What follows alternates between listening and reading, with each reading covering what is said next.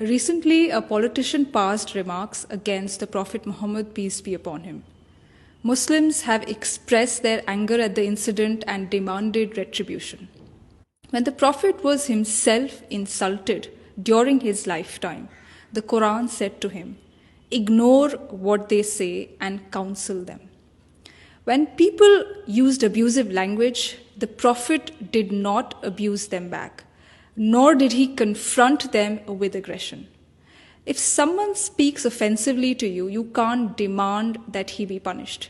If someone disrespects your Prophet, you can't react by violently damaging property and burning effigies of that person. If someone has hurt your religious sentiments, you can't react by raising angry slogans on the street and pelting stones at people. If we do this, we are doing something non-prophetic in the name of the Prophet. You can't demand that hate be stopped by spreading further hate. This is why the Prophet has said, God does not wipe out evil with evil. God wipes out evil with good.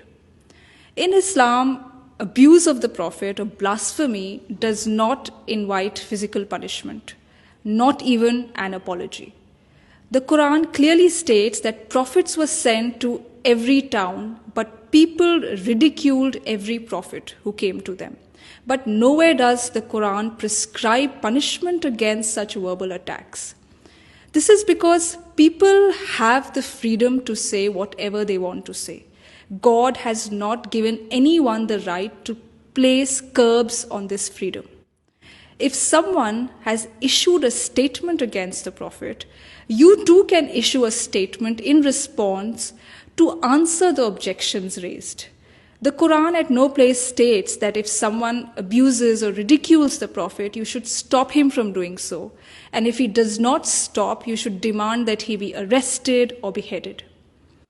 Hazrat Aisha Raziyallahu Anha, the Prophet's wife and a towering intellectual figure in early Islam, has said, "The Prophet never took revenge on anybody for anything personal. When people hurled accusations at the Prophet, he did not make angry speeches against them. Rather, he remained patient at their behavior."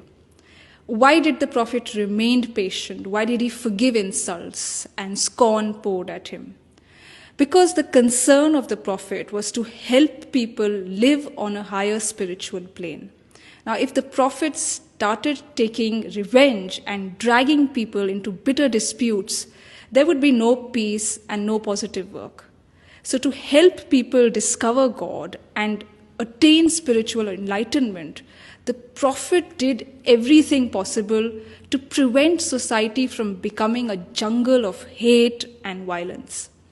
The Prophet therefore also countered negativity that he received with positivity. And he famously said, "Forgive those who wrong you and do good to those who harm you." And we must remember that the Prophet's dignity and honor cannot be questioned by someone's fiery statements on TV or on social media. Outrage against someone who has defamed the Prophet cannot protect the Prophet's dignity. The Prophet raised his dignity and honor himself during his lifetime with God's help. And that's a historical fact.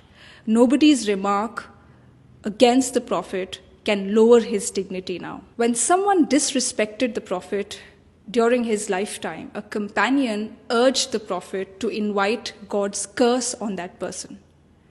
But the Prophet instead prayed for the person who had blasphemed against him. He prayed to God for that person. Today, instead of praying to God for people who speak against the Prophet and having well-wishing for them, we demand the worst treatment for them. So it is time for us to introspect. Is the Prophet's honor and legacy protected by pouring our outrage on social media and on the streets, or by following his teachings in our own life? The Prophet has taught us that there is higher dignity in rising above defamatory comments and defamatory statements.